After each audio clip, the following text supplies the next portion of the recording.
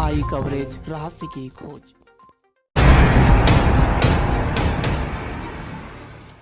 देश के सबसे बड़े उद्योग अडानी ग्रुप को एक बार फिर से बदनाम करने की रची गई बड़ी साजिश। अडानी ग्रुप के बढ़ते कद से सोरोस गैंग ने चलाया फिर से प्रोपेगेंडा। 24 घंटे में ही खुल गई पोल।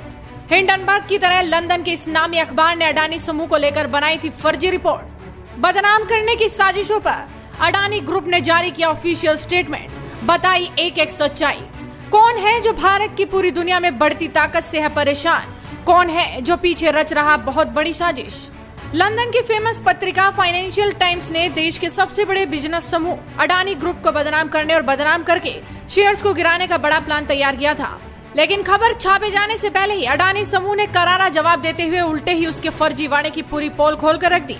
इस खुलासे ने एक बार फिर से साबित कर दिया कि विदेशी मीडिया और कई कंपनियां भारत की बढ़ती ताकत से डरी सहमी हुई हैं, जिसके लिए कई दुश्मन देशों की सरकार और बिजनेस समूह भारत को बदनाम कर भारत की कंपनियों को बदनाम करने का बड़ा प्रोपेगेंडा चला रही हैं। इस बीच खबर प्रकाशन होने से पहले ही अडानी ग्रुप ने एक आधिकारिक बयान जारी कर इस अखबार फर्जीवाड़े की एक एक पोल खोल कर रख दी, जिसमें अडानी समूह ने कहा है कि फाइनेंशियल टाइम्स ने जानबूझकर समूह की छवि खराब करने की कोशिश की है। अडानी ग्रुप ने साफ साफ कहा है कि एफटी में छपी रिपोर्ट पुराने और आधारहीन आरोपों को बार बार दोहरा रही है, जिससे अडानी समूह का नाम खराब किया जा सके। जनहित की आड़ में यह उनके व्यक्तिगत हितों को आगे बढ़ाने की कोशिश है। अडानी समूह की ओर से जारी स्टेटमेंट में कहना है कि हमारे इस अभियान के तहत अगला हमला फाइनेंशियल टाइम्स के पत्रकार डैन मैक्रम द्वारा किया जा रहा है, जिन्हें organised crime and corruption reporting project के साथ मिलकर 31 अगस्त 2023 को अडानी समूह के खिलाफ झूठी कहानी पेश की गई थी। और CCRP को जॉर्ज सोरोस द्वारा फंड दिया जाता है, जिन्होंने खुले तौर पर अडानी समूह के खिलाफ बदनाम करने का बड़ा प्रोपेगेंडा चलाया।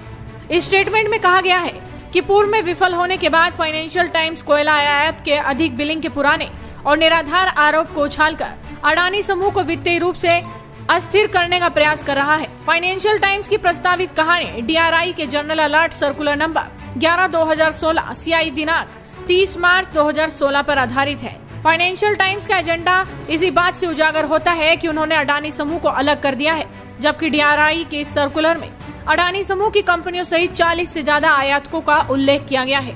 इस सूची में न केवल भारत के कुछ प्रमुख निजी बिजली जनरेटर जैसे रिलायंस इंफ्रा, JSW स्टील और SR शामिल हैं, बल्कि कर्नाटक, गुजरात, हरियाणा, तमिलनाडु आदि की राज्य बिजली उत्पादक कंपनियां और NTPC और MSTC भी शामिल हैं। साथ ही जनरल अलर्ट सर्कुलर में उल्लेखित 40 आयातकों में से नॉलेज इंफ्रास्ट्रक्चर के मामले में कोयले के आयात में अधिक मूल्यांकन का आरोप लगाने वाले DRI के कारण बताओ नोटिस को अपीलीय न्यायाधिकरण द्वारा रद्द कर दिया गया था। इसके अलावा DRI की अपील को भारत के माननीय सर्वोच्च न्यायालय ने 24 जनवरी 2023 को इस टिप्पणी के साथ खारिज कर दिया कि हम व्यर्थ मुकदमेबाजी में शामिल न होने के सरकार के रुख की सराहना करते हैं।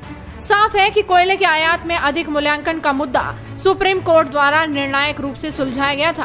फाइनेंशियल टाइम्स की प्रस्तावित स्टोरी पूर्व निर्धारित निष्कर्ष पर पहुंचने के लिए न्यायिक निर्णयों के जानबूझकर और शरारती दमन के साथ सार्वजनिक रूप से उपलब्ध तथ्यों और सूचनाओं को चतुर तरीके से पेश करना और चयनात्मक गलत बयानी है। ये भारत की नियामक और न्यायिक प्रक्रियाओं व अधिकारियों के प्रति बहुत कम सम्मान दर्शाता है। ये स्टोरी जानबूझकर इस तथ्य को भी नजरअंदाज करती है कि भारत में दीर्घकालिक आपूर्ति के आधार पर कोयले की खरीद एक खुली, पारदर्शी और वैश्विक बोली प्रक्रिया के माध्यम से की जाती है, जिससे मूल्य में हेरफेर की कोई भी आशंका नहीं रहती।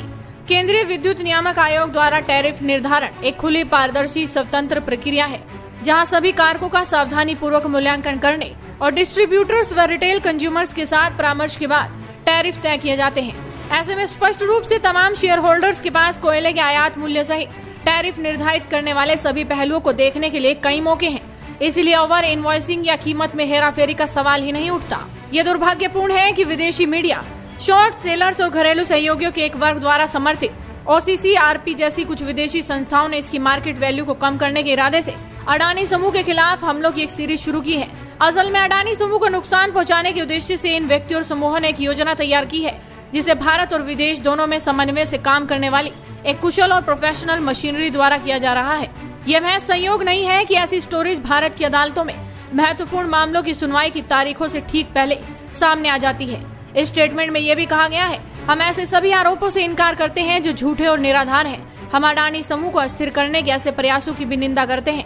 हम कानून का पालन करने वाली कंपनी है, जो कानून के शासन का पूरा सम्मान करते हुए सभी नियमों, विनियमों और प्रकटीकरण आवश्यकताओं का पूरी तरह से अनुपालन करती है।